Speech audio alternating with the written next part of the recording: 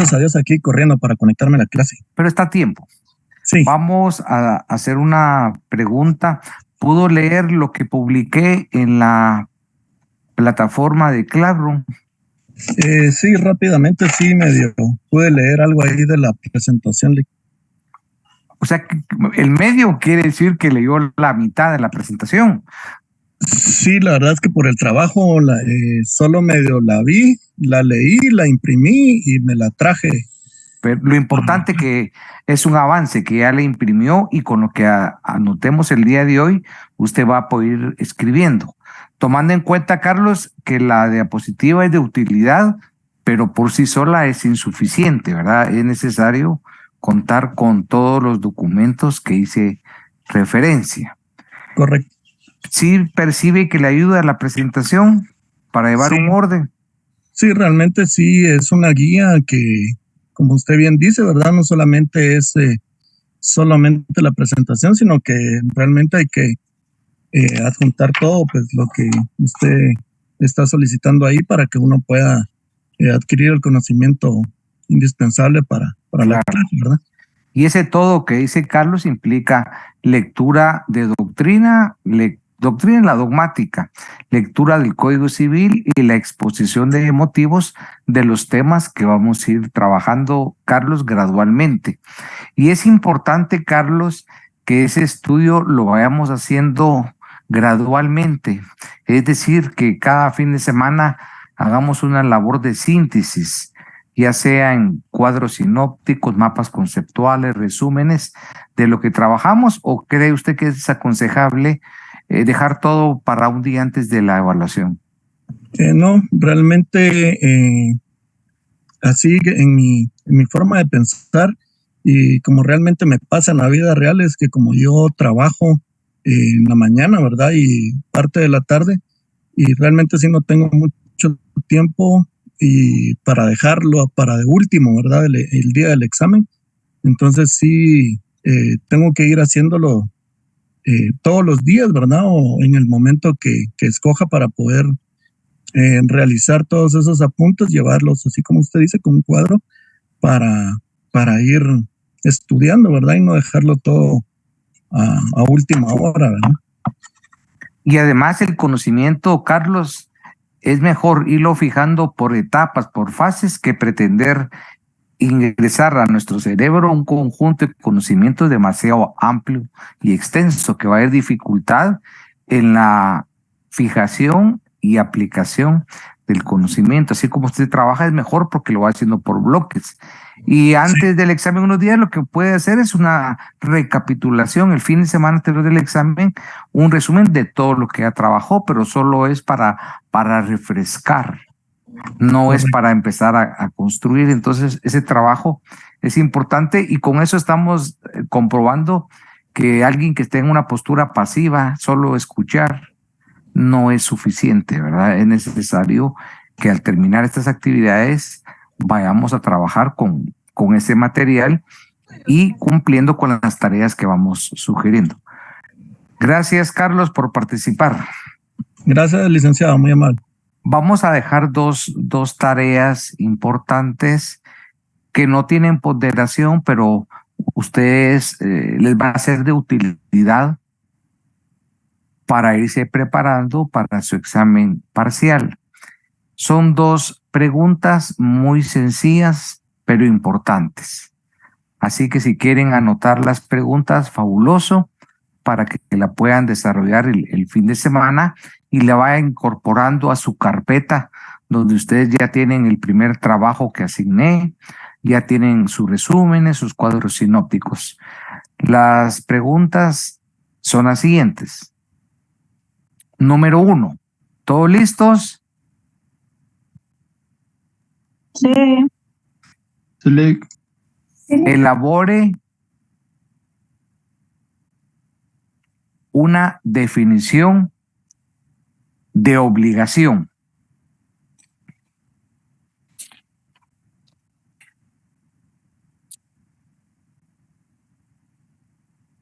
Dos, explique en qué consiste la patrimonialidad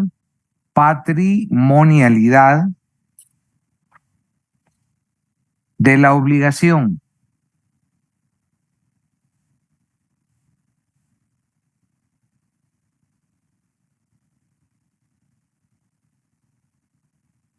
Disculpe, ¿en qué consiste la? No alcanza a escuchar. Perdone, les hago una pregunta. ¿Cómo está el sonido? ¿Me escuchan o hay alguna dificultad? Se escucha bien. Muy bien, entonces continuamos. Sí, está bien. ¿En qué consiste la relación jurídica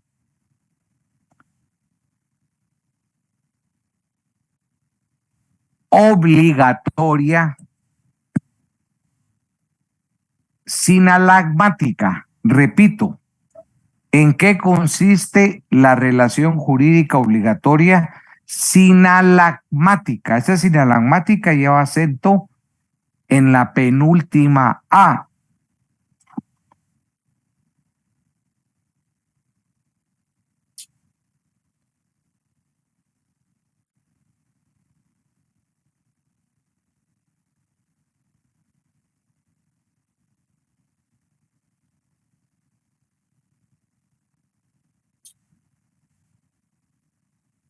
Perfecto. Esto lo van a trabajar su fin de semana y les va a ser de utilidad como parte de su proceso de investigación, y es lo que voy a explicar en esta oportunidad. Tenemos que tener claro que lo que explicamos en las sesiones anteriores es derecho de obligaciones. Y hoy estamos hablando de obligación. No es lo mismo obligación que derecho de obligaciones.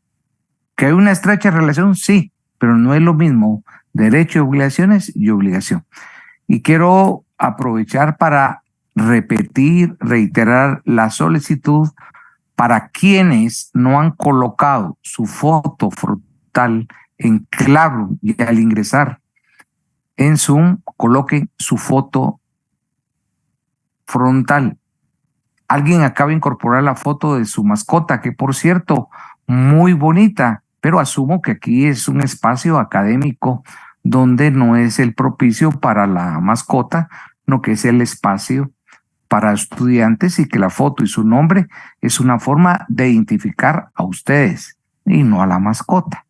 Entonces vuelvo a repetir que es una norma del curso y es necesario colocar la foto. Aún así, vuelvo a hacer una última petición la próxima semana, y quien no cumpla con este requerimiento pues no va a poder participar en Classroom. Y veo que a la mayoría tienen sus nombres correctos. Todavía alguien estupendamente agregó su número de carnet. Muy bien. Bueno, dejemos ya esas recomendaciones porque afortunadamente es un grupo reducido. Y lo que yo pienso es que si no colocan la foto es porque no escuchan las recomendaciones. Y si no escuchan esta petición y las normas es porque nunca han entrado a ninguna clase. Esa es la conclusión. La evolución histórica de la obligación. No estamos hablando ya del derecho de obligaciones, estamos hablando de la noción de obligaciones. Y voy a leer lo que anoté en la obra acerca de las fuentes romanas de la obligatio. Las fuentes romanas, ustedes cuando llevaron derecho romano, pueden establecer que en el derecho romano se hunden las raíces más profundas del derecho. Explicado de otra manera, el derecho en sus distintas áreas se origina por el propio derecho romano. Al inicio del derecho romano no existía esa dicotomía o esa clasificación de derecho privado y de derecho público. Actualmente el derecho, por supuesto, está dividido en dos grandes ramas, el derecho privado, el derecho público, y el derecho civil se enmarca en esa categoría del derecho privado. Las fuentes romanas, que son las fuentes del derecho civil, le denominaban a la obligación en latín obligatio, obligatio, y la definió de la siguiente forma estas fuentes romanas. Es el vínculo jurídico por el que necesariamente somos compelidos. Compelidos quiere decir exigidos a realizar una determinada prestación según los derechos de nuestra ciudad. Estos derechos de nuestra ciudad en el derecho romano era el ius comune, era el derecho civil. Esta fuente se encuentra ubicada en la Instituta de Justiniano, Romanos 3, párrafo 13. Les recuerdo quién era Justiniano. Justiniano en el derecho romano fue el principal de los compiladores del derecho romano. Y cuando hablamos de compiladores, Justiniano fue tan importante esa labor de sistematización que hizo el derecho civil, que incluso llegó a fijar la estructura de nuestro Código Civil en esas grandes instituciones que conforman la columna vertebral del derecho civil. Al leer esta definición, que por su importancia la voy a repetir. En el derecho romano, la obligatio era entendida como el vínculo jurídico por el que necesariamente somos compelidos a realizar una determinada prestación según los derechos de nuestra ciudad. Fundamento, la Instituta de Justiniano, Romanos 3, párrafo 13. Ahora procedamos a estudiar, analizar y desglosar esta definición. Afirmamos que la obligatio ha sido un vinculum. En latín es vinculum, con M al final. Ese vínculo es entendido como ese ligamen, como esa relación jurídica obligacional entre un acreedor y un deudor. Por lo tanto, es una relación jurídica de carácter obligacional. También en el derecho romano se procede a separar lo que es el débito y la obligatio.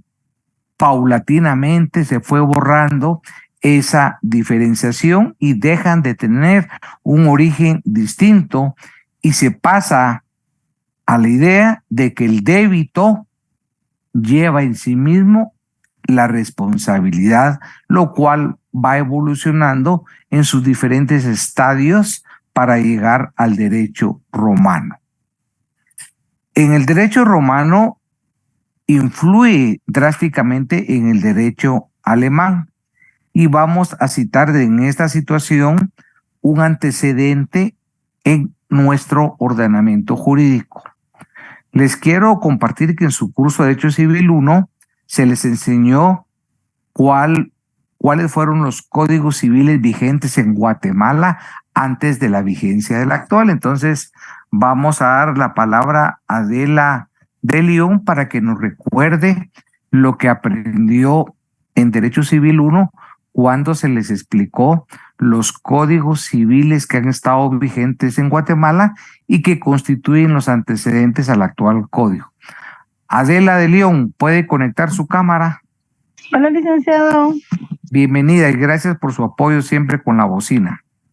Ahora le pido su apoyo en hacer un poco de historia y recordarse de la estructura de los antecedentes de los códigos civiles que hemos tenido vigentes en Guatemala. Vamos en orden. ¿Cuál fue el primero, Adela? No, licenciado, no recuerdo. La verdad le voy a ayudar en el tiempo y en el espacio. Le voy a dar el nombre del presidente de esa época. Yo sé que usted es demasiado joven y es contemporánea, pero sí tenemos que irnos a conocer la historia de los códigos que han estado vigentes. Y nada menos que el primero fue un código muy bien elaborado. Le voy a decir qué época fue el presidente y así usted se ubica en una época de reforma liberal de Guatemala. Usted también estudió la historia de Guatemala. El presidente en el cual se promulgó el primer código fue Justo Rufino Barrios. Yo creo Creo que eso fue por 1800. va muy bien, excelente. Yo tengo el código, se los quiero enseñar, pero hasta lo tengo empastado, no lo encuentro. La próxima clase se los voy a enseñar porque es una joya. Ana, muy bien. Me dijo 1800, ¿cuánto? 70 y... Excelente, va muy bien. creo. Sí, quitemos 76. el creo. No, lo dijo 77. correcto, Adela. 1877. ¿Cómo le dicen a usted, Adela o Carolina? Adela. Adela, es correcto lo que dice, y lo voy a repetir. El primer Código Civil de Guatemala fue en la época Justo Rufino Barrios en el año de 1877. Y ese código tuvo una amplia influencia del Código Civil francés. Si nosotros queremos conocer cómo una figura, una institución, en este caso la obligación, se ha ido regulando y formando a lo largo de nuestra historia legislativa, tenemos que comenzar en orden. Y el primer código que reguló la obligación en Guatemala fue el Código Civil de 1877, que hizo referencia a Adela. Esto es importante. Posteriormente hubo una serie de códigos y culminamos con el actual código que fue aprobado en el año 1963 en la presidencia del coronel Peralta Azurdia. Ese es el momento de vigencia, es un código, el actual, un código que responde a una técnica legislativa depurada, con una técnica muy, muy precisa. En el Código Civil de 1877 les quiero compartir un artículo.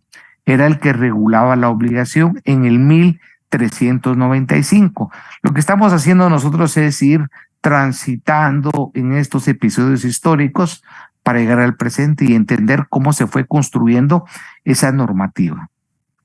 El Código Civil de 1877, en el artículo 1395, establece lo siguiente: la obligatio es la necesidad jurídica de dar, hacer o no hacer una cosa.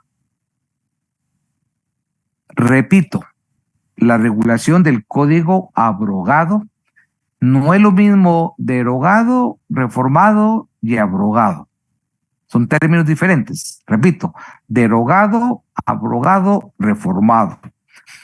El artículo 1395 del primer Código Civil de Guatemala de 1877 establece: la obligación es la necesidad jurídica de dar, hacer o no hacer alguna cosa.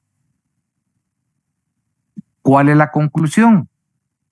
Observamos que este artículo 1395 del Código Civil de 1877 es el antecedente del actual artículo 1319 del Código Civil. Ya lo llevé rápidamente por los diferentes episodios históricos legislativos para arribar al presente de nuestro Código Civil, libro quinto, primera parte de las obligaciones en general, y en el artículo 1319, que también es importante que desde ya lean su exposición de motivos, en la cual los autores del código actual y vigente nos explicaron por qué regularon la obligación en el artículo 1319 de esa forma. Importante, esas situaciones de argumentación, exposición de motivos constituyen el espíritu de la ley. Es muy importante que hagamos ese ejercicio y apliquemos esa metodología. Adela, por favor, me puede leer despacio. Después vamos a explicar el artículo número 1319. Ok, solo lo ubico, licenciado. Y también cuando leemos tenemos que leer el epígrafe de los artículos, no solo el contenido, el título, el epígrafe de los artículos. No todos tienen epígrafe, pero los que tienen, por supuesto. 1319. Ok, ahorita le...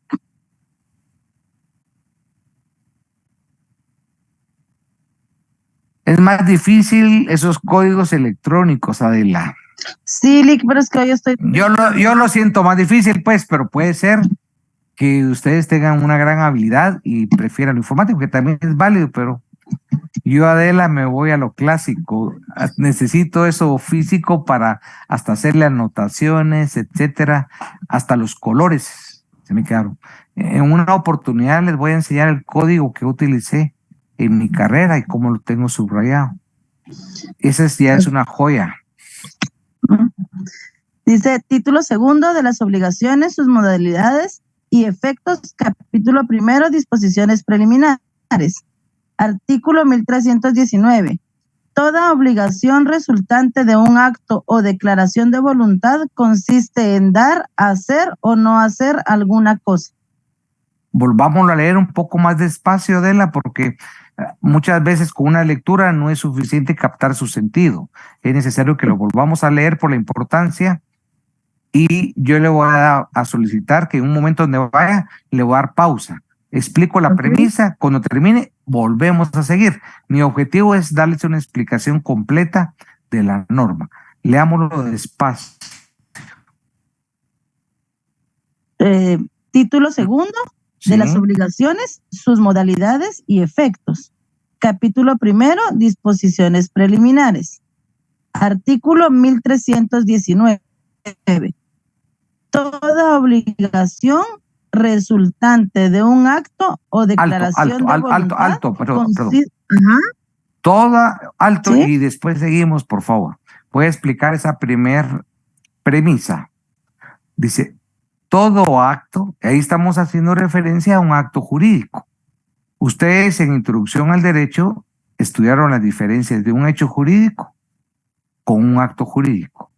El acto jurídico es aquella declaración de voluntad por medio del cual las partes convienen, acuerdan, pactan en crear, modificar una relación jurídica. Por excelencia, el ejemplo de acto jurídico es el contrato. Ahora, si Adela me pregunta, ¿todo acto jurídico es contrato? Le diría no. La mayoría de actos jurídicos sí son contratos, pero hay actos jurídicos que no son contratos. Por ejemplo, la adopción es un acto jurídico. Hay una declaración de voluntad de los contrayentes de contraer matrimonio en los términos de las capitulaciones matrimoniales que desean formar. Pero no es contrato. Otro ejemplo, acto jurídico que no es contrato, el testamento. Es el acto de última voluntad por el cual una persona dispone de sus bienes después de la muerte. Esos son actos jurídicos que no son contratos. El reconocimiento de un hijo, ese es un acto jurídico, pero no es un contrato. Ahora bien, la mayoría de actos jurídicos sí son contratos. Explicando esa parte, es entendido que ese acto jurídico puede ser producto de ese acuerdo, de esa declaración de voluntad para asumir una conducta, para adquirir la obligación del cumplimiento de una prestación. Sigamos, por favor, Adela. Ok, vuelvo a empezar. Decía, toda obligación resultante de un acto o declaración de voluntad consiste en dar, hacer o no hacer alguna cosa. En ese sentido, esta conducta que hacemos referencia, que es producto de una declaración de voluntad, o bien por disposición de ley o una declaración unilateral de voluntad, se concreta y se traduce en una conducta de dar, hacer o no hacer. Y voy a citar ejemplos. Una obligación de dar puede ser un contrato de donación. Si yo estoy donando mi vehículo, es una obligación de dar. Una obligación de hacer un contrato de mandato, es un contrato de representación del mandante para determinados actos jurídicos. Eso significa una obligación de hacer. Y una obligación de no hacer es cualquier conducta negativa que nosotros nos obligamos a celebrar. Por ejemplo, la prohibición de un pacto de concurrencia cuando se compra una empresa mercantil. Es una obligación de no hacer.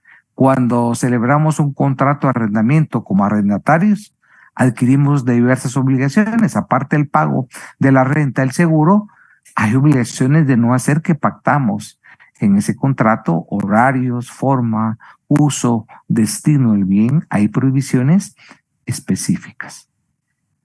Entonces, ustedes tienen que tener claridad meridiana que esa conducta puede ser cualquier elemento de la trilogía, ya sea dar, hacer o no hacer. Cualquier contrato, cualquier prestación va a ir en esas tres categorías, en una de las tres categorías. ¿Nos faltaba algo a leer, Adela, o terminamos? Ahí terminaba el artículo, licenciado. Gracias. Insisto, gracias por participar, Adela. Insisto, póngale mucha atención a partir de estos preceptos. Pero el 1319 está regulando la obligación. No habla del derecho de obligaciones, que es un término diferente. Ya sobre esa base y esa lectura de la definición de obligación, podemos desarrollar el siguiente razonamiento. El Código Civil de la República de Guatemala dedica en el libro quinto todo el régimen jurídico de las obligaciones y los contratos. Precisamente la primera parte del libro quinto se intitula de la siguiente manera: de las obligaciones en general, y comprende de los artículos 1251 al 1673 esta normativa. Estos preceptos contienen una reglamentación general de las obligaciones de una forma amplia. No obstante, no ofrecen una definición, un concepto de obligación. Porque la finalidad de un código no es estar estableciendo diferencias ni regulaciones. El objeto de un código en su contenido normativo es, uno, regular. De aquí viene el primer ejemplo, que si en el examen yo les hago la pregunta, proporcionen una definición de obligación y van a conformarse a tener el Código Civil o la exposición de motivos, es un material insuficiente para elaborar su propio concepto. De ahí la importancia de la doctrina y que al final en su estudio integren, vinculen, relacionen doctrina, código y exposición de motivos. Aquí está el primer ejemplo, que si ustedes van a estudiar profundamente el código, no van a encontrar esa definición. Con ello se acredita que es insuficiente la lectura exclusiva del Código Civil. Tiene que ser un estudio integrado, y eso se lo voy a repetir en la mayor de oportunidades que tenga para que no se les olvide. No obstante, es importante tomar en cuenta que del artículo 1251 al 1673 se encuentra la regulación. A pesar de que es una amplia normativa, no recoge un concepto de obligación. No obstante, estudiando el derecho comparado, en los trabajos preparatorios del Código Civil italiano sí se presenta una definición de obligación, y le voy a dar lectura con la pausa correspondiente para que vayamos comprendiendo las características de la figura llamada obligación.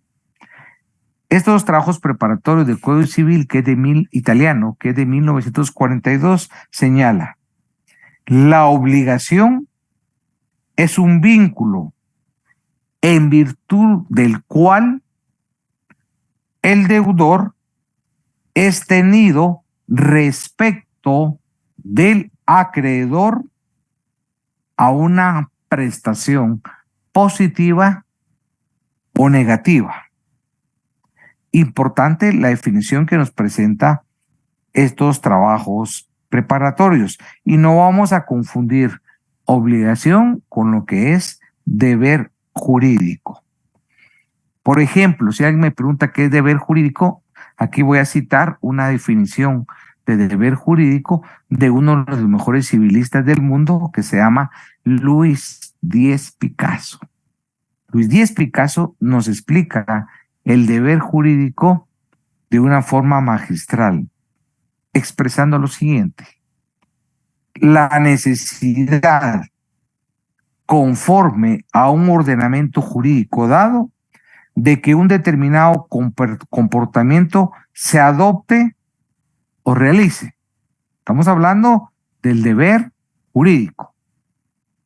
En ocasiones designa también la motivación o la razón de la adopción de ese comportamiento, que es considerado como necesario para el ordenamiento jurídico. Por lo tanto, el deber jurídico aparece como aquello que hoy, qué hacer, la razón por la cual qué hacerlo. La obligación constituye un fenómeno mucho más amplio que el puro deber jurídico. Concluimos que no es lo mismo obligación que el deber jurídico. La obligación tiene un campo de acción, un ámbito más amplio que el deber jurídico. Con esta disquisición podemos señalar y construir conjuntamente ya una definición de obligación, obteniendo la integración de los caracteres de esta relevante figura. Y podemos decir que obligación es un vínculo jurídico. No hay obligación si no hay vínculo jurídico, si no existe una relación jurídica obligacional, en cuya virtud un sujeto llamado deudor, en latín reu debendi, debe observar una determinada conducta. ¿Y cuál es observar esta determinada conducta? El cumplimiento de una prestación. ¿A favor de quién? De otro sujeto. A favor de otro sujeto. Marco Tulio Pérez, conectemos la cámara. Marco Tulio Pérez no está.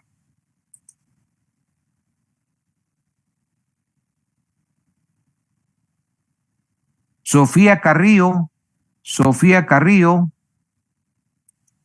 tampoco se encuentra. No entiendo, la finalidad es solo ingresar a Zoom y retirarse. Jacqueline Godoy Pérez, tampoco. Sí, licenciado, aquí estoy. ¿Cuál es la recomendación, Jacqueline? Que siempre que llame, inmediatamente tenemos que conectar la cámara. Entonces, le voy a repetir lo que estoy explicando con el objeto que tenga atención y al final le voy a hacer una pregunta que la respuesta es muy fácil y muy sencilla, siempre y cuando lleve la secuencia de lo que estoy explicando. Voy a regresar.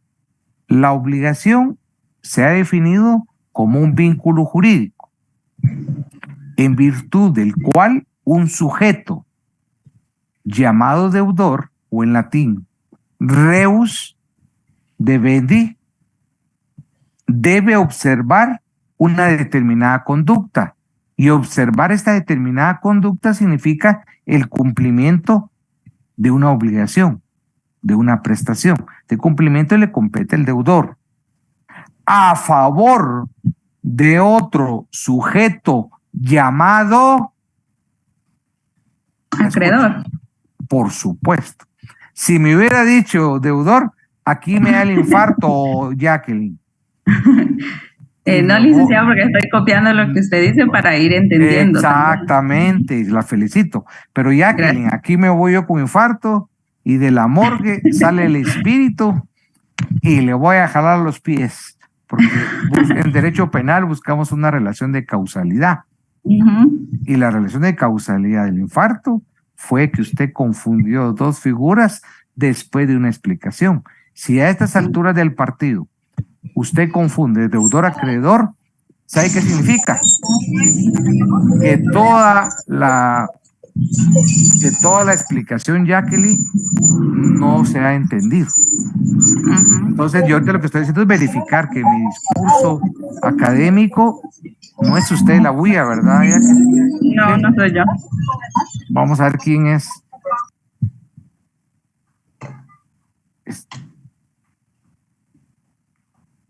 Ya. Estamos bien con el sonido ese desagradable, ¿verdad? Sí, ahí está. Es tan desagradable que contamina nuestro sistema auditivo y nos hace interrumpir y perder la secuencia. Le decía que afortunadamente todo lo que he explicado en estas clases, ahorita como usted lo comprobó, y por eso yo quería verificar. Al final dice, qué fácil decir, ella solo dijo acreedor. No, no es fácil. Jacqueline lo dijo apropiadamente, pero para decir acreedor, no logro ver. Bueno, no fue fácil. ¿Por qué, Jacqueline? Porque si usted no hubiera entendido la figura de la obligación, el vínculo jurídico entre quienes es la facultad que le corresponde al deudor, el cumplimiento de la prestación, y la facultad del acreedor de exigir el cumplimiento de la prestación, entonces dice, es fácil que Jacqueline vaya a decir acreedor. No, si no hubiera entendido la secuencia de todo lo que he explicado en estas clases, y me llega a decir, aquí falta el deudor, ahí me da el infarto. Y ya el espíritu mío vendrá a establecer la relación de causalidad y establecer que fue originado por una respuesta, y esta clase está grabada. Entonces ya después Azucena va a seguir perseguida por los espíritus. Perseguida por los espíritus, de tal suerte que usted, la felicito, comprendió muy bien qué es el deudor, quién es el acreedor, en qué consiste el vínculo jurídico o el ligame, qué facultad tiene el deudor, qué obligación de cumplir la prestación, y el acreedor, la facultad, el derecho de exigir, de compelir, de constreñir el cumplimiento de qué, de la prestación. Por eso dije que es una relación sinalagmática. Una obligación sinalagmática es una obligación recíproca entre quienes, acreedor y deudor, y derechos y obligaciones que van entrelazados de una forma dialéctica sinalagmática. Estoy seguro que usted ha comprendido perfecto el concepto de definición y también ya aprendió a diferenciar derecho de familia a obligación. ¿Es correcto lo que estoy afirmando? Sí, licenciado. Bueno, gracias por participar. Ya motivado con esa buena intervención, voy a leer otra definición del maestro de maestros, el sevillano López y López. Tuve el privilegio de ser discípulo de este gran jurista civilista. ¿Qué dice mi maestro López y López? Es otra definición para que miremos que no solo hay un enfoque, hay diversos enfoques y todos van construyendo nuestra propia concepción, entendimiento y definición. ¿Qué dice? Y vamos a ponerle la atención a Daniela Luis para que conecte su cámara. Vamos a hacer un ejercicio con Daniela Luis. ¿Puede conectar su cámara? Daniela puede, perfecto, ahí estamos bien. ¿Ya está preparada? Ya estoy lista. Vamos a hacer un ejercicio, Daniela, ¿le parece? Sí, licenciado. Voy a leer la definición, que estamos sobre el mismo tema, solo que es la definición de otro jurista, pero estamos inmersos en el mismo contenido. Y se la voy a leer y cuando interviene, usted me explica con sus propias palabras, quitándose la mano de la boca para que se le pueda entender más y supere ese nerviosismo que tiene, que se olvide que está en la cámara y se va a relajar y va a vencer ese miedo escénico, porque su ansiedad está contagiando la red. Así que ahorita, perdone al profesor que parece más psicólogo a veces, te lo voy a leer. Ok. La obligación es todo comportamiento necesario para la satisfacción de una pretensión encaminada a la satisfacción del interés que justifica una posición de poder en la relación jurídica. En sentido estricto, aquí ya viene la síntesis, el resumen, Daniela, lo que hay que ponerle más atención. En sentido estricto, es el comportamiento necesario para la satisfacción de un determinado derecho subjetivo. ¿Y cuál es ese derecho subjetivo? El derecho de crédito o el derecho de obligaciones. Así, es un deber jurídico privado de contenido patrimonial inmediato o mediato y de carácter relativo. Se recuerda que cuando diferenciamos con derechos reales dijimos que los derechos reales eran absolutos y aquí esa obligación es carácter relativo. Daniela, he terminado. Usted también está en la libertad. Si quiere, me dice, ¿lo puede volver a leer? Con gusto lo puedo hacer.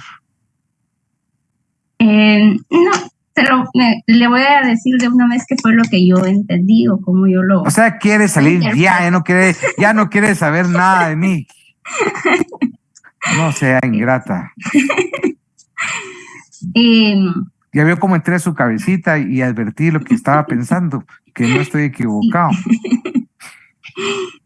Bueno, en mis propias palabras, lo que entendí con lo que me acaba de decir es que definitivamente pues tiene que existir un comportamiento. Claro, una conducta. Entre ambas personas para que se pueda llevar a cabo. Y esas ambas personas son terceros. Sería entre el acreedor y el deudor.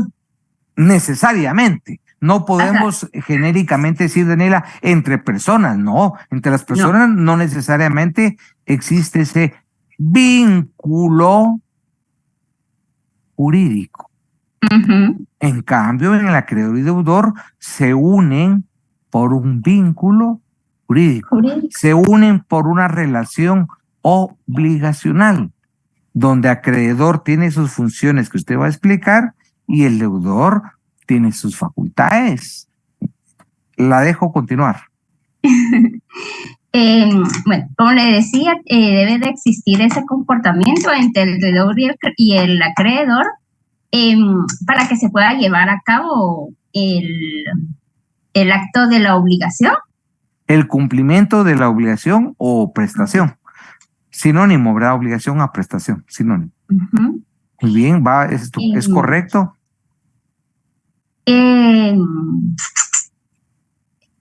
Pues eso. Pero la veo que tiene sus ideas muy claras. Eso es importante.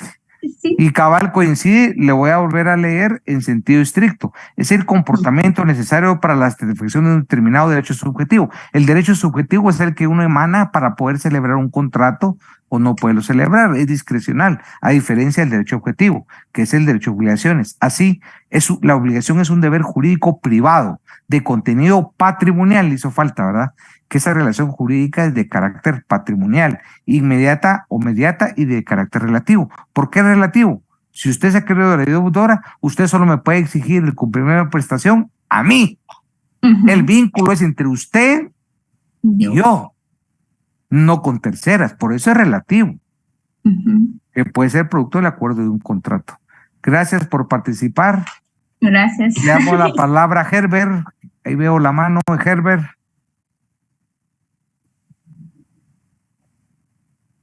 No nos escucha, Herbert. Buenas noches, licenciado.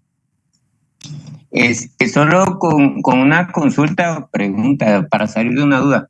Prácticamente entonces la obligación en lo que ahorita usted acaba de decir, la relación de acreedor y deudor, va directamente encaminado a un derecho de crédito, o ahí es donde cambia el nombre al derecho de crédito. El derecho de crédito, Herbert, es sinónimo de derecho de obligación.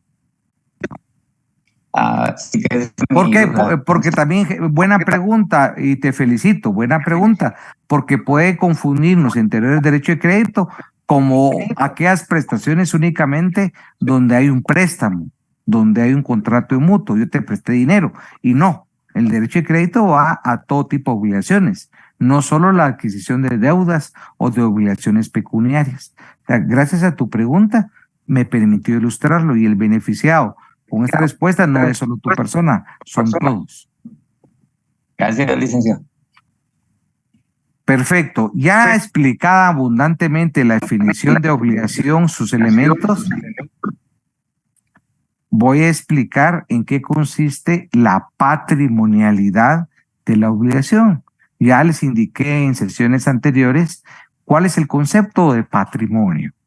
Al hablar de patrimonialidad, significa que es una subespecie del deber jurídico que señalamos.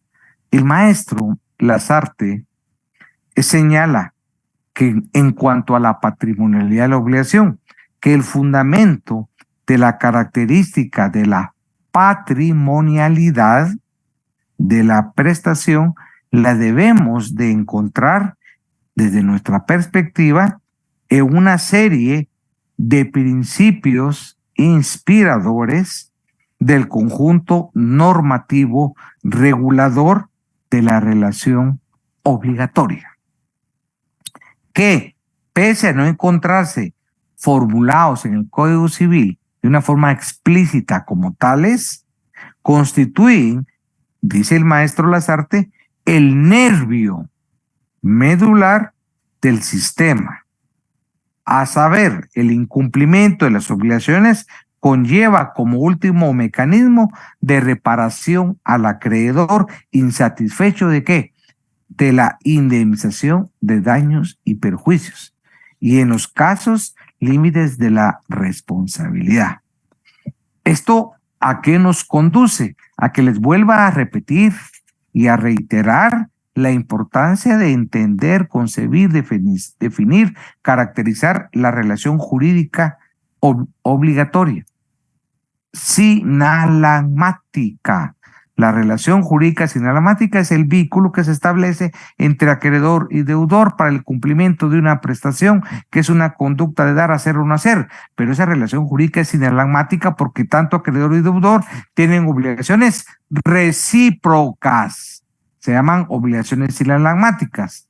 Y voy a explicar esto y requiero su atención. El acreedor asume en un momento determinado también el rol de deudor. Y el comprador, habla de una compraventa, que es el deudor, también asume el rol de acreedor.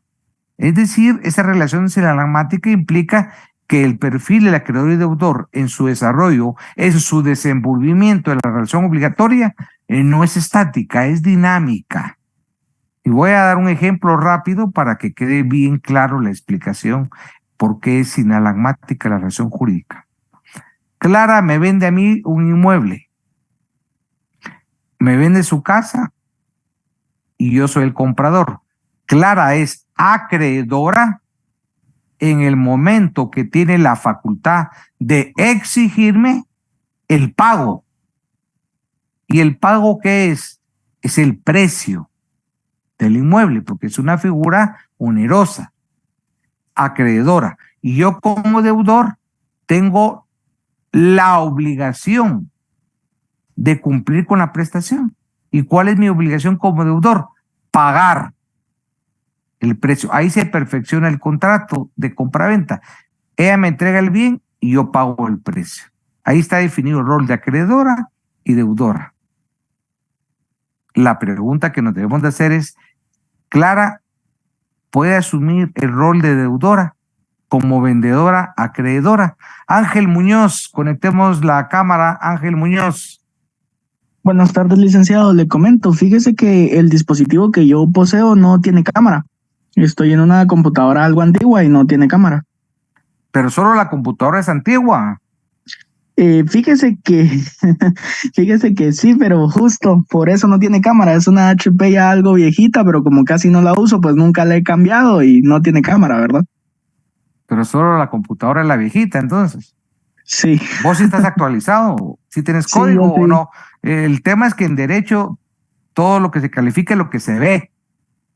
Ok, Yo aquí no puedo prever que tengas código. comprendo. Fíjese que yo el código lo tengo digital, no lo tengo como tal. Y sin O sea, sí reformas. fíjese que sí lo tengo pues impreso, o sea, físico, pero más que todo lo uso digital porque siempre ¿Y qué va a busco. pasar en el evento? No va a ser así, pero si fuera un ejercicio en el examen parcial que haya código, ¿qué vas a hacer? Como le comento, sí lo tengo uno que compré el año pasado, pero actualizado como tal en físico no lo tengo. Bueno, ok, entonces no puedes apoyar en el ejercicio de la clase. Vamos a darle la oportunidad a alguien que quiera participar.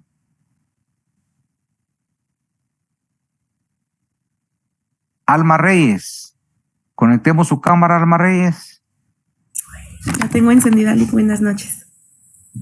Usted ya participó antes, ¿va, Alma? No, No, me da es miedo. primera vez.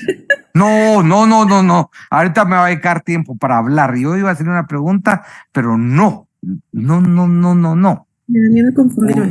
No, Mentiras. escuche. Usted va a ser una abogada de éxito. Eso espero. Si trabaja, si estudia, si lee, si fomenta su oratoria forense. Sea una abogada de éxito por obra del Espíritu Santo, ¿será que se puede? No. Con mucho trabajo. Y el trabajo es participando. Pero si le da miedo hablar, ir a un centro penitenciario, ir a un debate, o se va a poner a llorar con su cliente en una audiencia, sí me preocupa. No, Lick, vamos a llorar los dos ahí, no mentira. ¿Cómo así? Vamos a llorar entre los dos, a desahogar penas. No, mentira, le digo yo. Pero hagamos el ejercicio, Lick. Estoy lista. No, de que lo vamos a hacer, no lo dude. Pero yo me hago una reflexión. Por ejemplo, hablemos de derecho penal. La libertad de una persona puede estar en nuestras manos si es una buena defensa o si es una defensa de alguien que no ha estudiado ni si tiene códigos y solo llega a hundir a su cliente. Entonces, esa responsabilidad sería mejor decirle yo no hago su caso porque no tengo la preparación. O hablemos en el tema patrimonial. Podemos dejar a una persona sin su casa, que es el único recurso. Entonces, el ejercicio de la carrera conlleva mucha responsabilidad, pero en su vida profesional y académica ya no hay cabida al tema miedo. Ok. Sí, quiero que no se le olvide lo que estoy hablando, Alma. Le estoy dedicando de la clase para 200 alumnos a usted específicamente un mensaje de 2 minutos. Gracias, Lick. Se le aprecia Prométame mucho. que no se le va a olvidarle eso, Alma. No se me va a olvidar. ¿Y sabe cómo se combate eso? El miedo escénico, hablando, ejercitando. Y si me equivoco, no pasa nada. Mejor que sea aquí y no en una audiencia, en un tribunal. Ok, Lick. Gracias por su consejo. Cuando llegue a un examen técnico profesional, va a hablar 5 horas. Y a lo largo de la carrera no se nos enseña a argumentar a oralidad. O sea, se le evalúa algo que no se le formó. ¿Es una disfuncionalidad educativa? Sí, pero uno tiene que ver cómo la va a subsanar. No es momento de lamentos, así que aproveche estos espacios que participa. Okay. Escuchó el ejemplo con Clara, que celebramos un contrato de compraventa, ¿verdad, Alma? Ella me vendió un inmueble y yo ya le pagué el precio. Ya establecimos que es acreedora y deudor. ¿En qué momento Clara se convierte en deudora? Sin perder la calidad acreedora, porque por eso es inalagmática, es recíproca. ¿En qué momento Clara, el acreedor es un derecho, pero cuando es deudor es una obligación? ¿En qué momento Clara asume una obligación? Cuando ella debe entregarle, por ejemplo, la casa. Excelente. Mire, peor lo que me dijo el miedo. Peor. Si usted tiene un razonamiento, piensa, habla, por favor. Alma. Correcto. Pero ¿sabe por qué me encanta? Yo soy feliz con esas intervenciones así. Porque si me está respondiendo es porque todo lo que expliqué antes ya comprendió la finalidad. O como dicen ustedes los jóvenes, ya le agarró la onda. No, eso no lo va a poner en el examen, ¿va? Ni lo va a decir, ¿no? Su terminología jurídica va a ser precisa. Pero no, usted va a decir, mire, comprendo toda la tesis, pero lo que hizo usted ahorita no es fácil, porque explicó cuándo Clara es acreedora y que también va a ser deudora en la entrega del bien. Y todavía le agrego otro ejemplo de deudora, Alma, en la compraventa. Clara me tiene que cumplir con una obligación que se llama el saneamiento del bien. El bien que me está vendiendo Clara va a ser libre de evicción y de vicios ocultos. Que ella me ha metido a contratos, pero así es como funcionan las obligaciones. Ahora voy a la siguiente pregunta. Yo como comprador soy el deudor. ¿En qué momento, como deudor, me convierto en acreedor? Cuando recibe la casa o la papelería. ¿No? El acreedor, soy deudor, pero no pierdo la calidad, y soy acreedor cuando tengo el derecho de exigirle a Clara la entrega. Ah, ok. Porque si yo pagué, Alma, yo tengo derecho a exigir, y no de cualquier bien, con el saneamiento. Entonces, lo que acaba de explicar Alma acertadamente es que acreedores y deudores es una relación sinalagmática. Con estos ejemplos ya expliqué por qué es sinalagmático. Gracias por participar. De nada, Lick. Y aquí nos permite llegar que esta estructura de la relación obligatoria viene a generar ese vínculo entre sujeto activo. Sujeto activo. Brandon Kurup.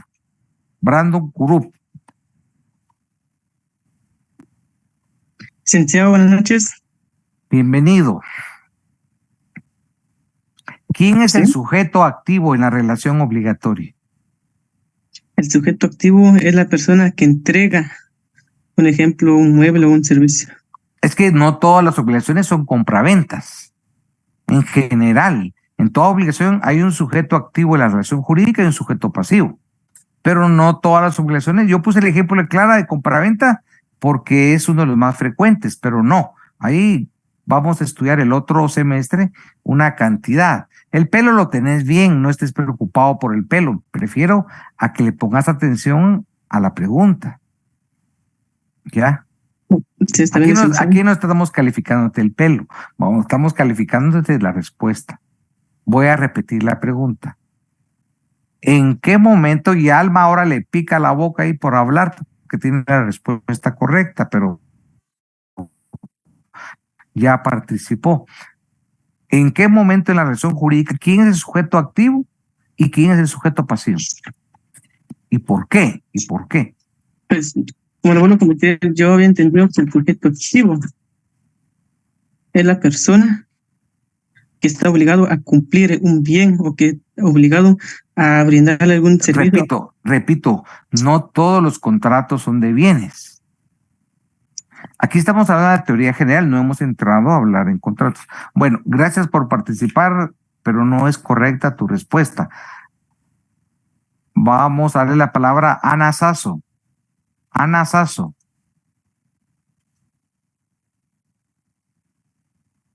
¿No se encuentra Ana? Ok. A descansar. Brandon Jiménez. Brandon Jiménez. Lick. Aquí andamos. Te vuelvo a repetir la pregunta porque ya estoy cansado de repetirla 4 veces. ¿Escuchan ustedes a Brandon? Es que estaba muteado. No había colocado el micrófono. Pero me dijo que era el sujeto activo, que era civil. En la relación jurídica. ¿Y quién es el sujeto pasivo? ¿Y por qué se llama activo y pasivo? Bueno, es que si es activo es porque es una relación, es una persona física, se podría decir. Que no. Puede ser una obligación, eso es una clase. Puede ser en la presentación que es un compañero, puede ser una persona jurídica y una persona individual en las obligaciones. Sí, puede ser una persona jurídica o individual que pero puede no va por ahí la cosa, no va por ahí. Pregunto a la general, gracias Brandon, Pregunto a la general, ¿alguien quiere participar para que estructuremos el diálogo? Licenciado. Fátima está pidiendo la palabra.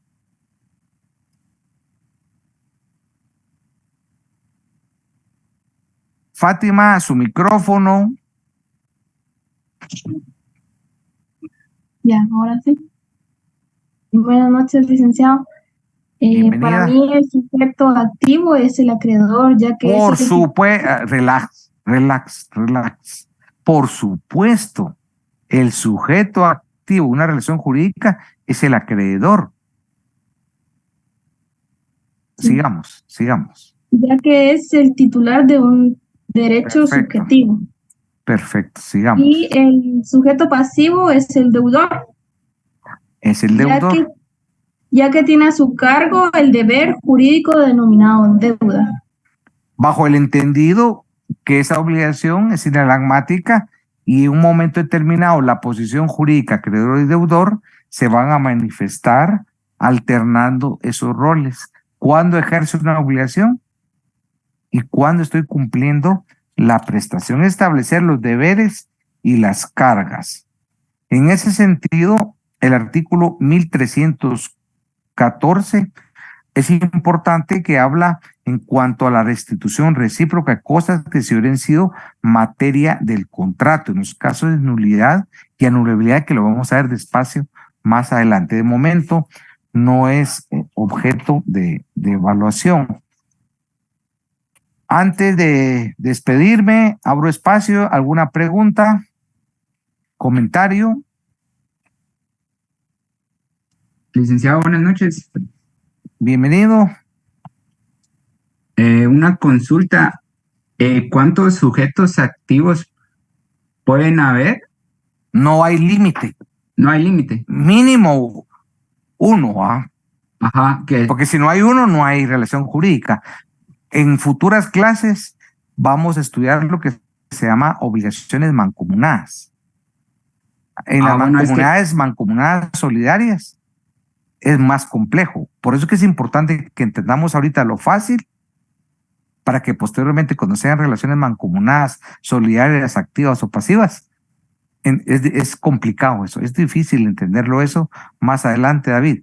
Porque si no entendimos lo fácil en la obligación simple, cuando hay un acreedor y hay un deudor, menos vamos a entender cuando hayan varios acreedores y varios deudores. Pero eso lo voy a desarrollar en clases futuras. Se llaman las obligaciones mancomunadas solidarias, que puede haber activas y pueden ser pasivas. ¿Ok? Está bien, gracias. Así que ahorita estuvo bien tu pregunta, pero de momento no te preocupes. Cuando lleguemos a eso, sí admito tu preocupación y la vas a tener cuando leas obligaciones mancomunadas. ¿Por qué? A la primera lectura no lo vas a comprender. Vas a tener que hacer un análisis despacio y es momento oportuno que cuando esté ahí, si tuvieras una duda, me la preguntes, pero voy a hacer mi mejor esfuerzo en esa clase para hacer una separación de los roles de acreedores y deudores y entender por qué es solidaria. Solo te dejo una inquietud. ¿Todos los deudores estarán obligados a pagar la deuda? ¿O todos los deudores estarán obligados a pagar de forma prorrata? ¿Qué pasa si uno paga?